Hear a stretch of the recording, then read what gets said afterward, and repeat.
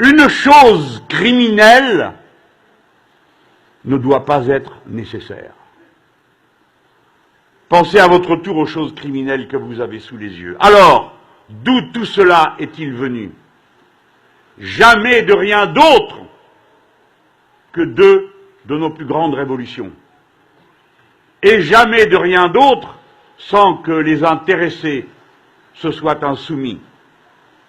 Car si la Convention doit connaître de la question de l'esclavage, c'est parce que les esclaves se sont eux-mêmes libérés à Haïti et Saint-Domingue. C'est parce qu'ils ont fait la pression qu'il fallait pour qu'alors la question soit posée, parce que eux s'étaient emparés de leur liberté de vive force. Eh bien, qu'on en tire la leçon pour nous. Rien n'est jamais acquis contre les privilèges que par la lutte. La seule limite à l'oppression est la résistance à l'oppression.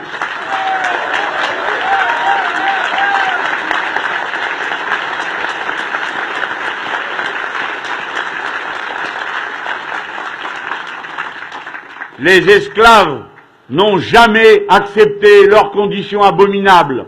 À chaque occasion, ils se sont révoltés. Et la brutalité, le sadisme des châtiments qu'ils subissaient étaient destinés à inspirer une terreur constante dans la servitude. Et malgré cela, sans cesse, ils reprenaient leur insoumission, leur insurrection. Village de noirs dits marrons, parce qu'ils échappaient à la servitude. Dans combien d'endroits? En Martinique, en Guadeloupe, en Guyane, à La Réunion, partout où l'on pensait que les esclaves pourraient finir par accepter leur sort, jamais ils ne l'acceptèrent. Et nous tous, quand nous y pensons, nous ne devons jamais l'oublier. Ceux qui se faisaient alors, mesdames et messieurs, et même si nous savons tous que comparaison n'est pas raison, c'était une mondialisation. Le pétrole de l'époque, c'était le sucre. Et un commerce était organisé sur 3 continents où l'on distribuait à un bout de la verroterie pour récupérer à l'autre de l'or. Et entre les deux, il y avait cette masse immense de souffrance et de servitude. C'était la mondialisation esclavagiste. Et ces principes, même s'ils ne peuvent être assimilés à ceux que nous avons sous les yeux, néanmoins comportent tant de traits communs qu'ils valent la peine d'être mentionnés. Je ne peux passer à ma conclusion sans évoquer le visage du vainqueur de la lutte contre l'esclavage en Haïti, Toussaint Louverture. Toussaint Louverture, capturé, vaincu, est mort au fort de Joux, ce qui n'est pas bien loin d'ici, sur notre bonne terre de Franche-Comté. Le hasard de la vie a fait qu'étant adjoint à la culture de la commune de Massy, il y a déjà quelques années,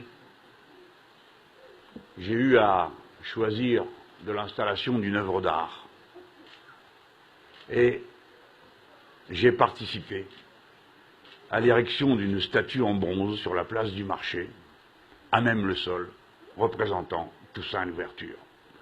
Et nous, Français, peu importe dans cette affaire la nationalité, nous sommes autant de Toussaint Louverture que nous sommes de tête ici. Cet homme périt et ne céda jamais.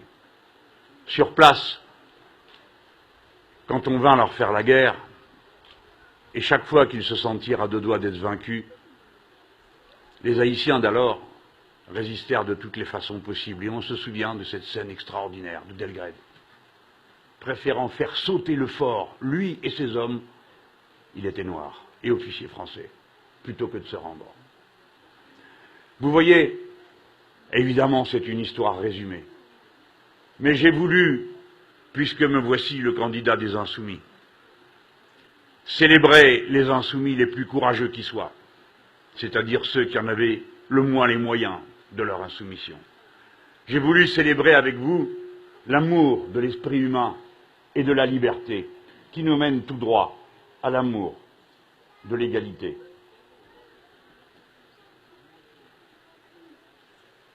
Fanon dit quelque chose qui renvoie Frantz Fanon, l'auteur et le penseur de la décolonisation, au mot le plus magnifique du texte que je vous ai lu tout à l'heure et que vous pouvez voir dans le musée. Ce mot, c'est semblable.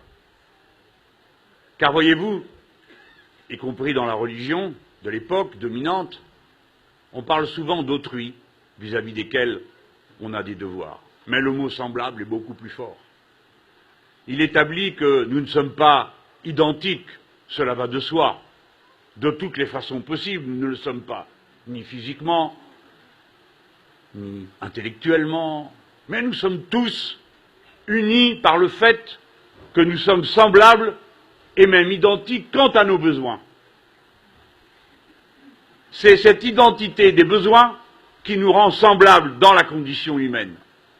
Et si nous sommes semblables et que nous avons des besoins identiques, alors nous avons des droits en commun, et en particulier celui d'accéder librement aux moyens de notre subsistance et de la reproduction de notre existence et de celle de nos enfants. La similitude des êtres humains, l'identité de leurs besoins, établit la nature de biens communs, des biens essentiels à leur survie, tels que l'énergie, l'eau, la lumière, le logement, et toutes ces choses sans lesquelles il n'y a pas de vie humaine possible. C'est la similitude qui nous appelle au combat pour la liberté.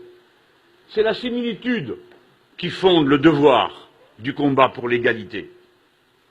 Et Frantz Fanon, peau noire, masque blanc, dit que cesse à jamais l'asservissement de l'homme par l'homme, il veut dire de l'être humain.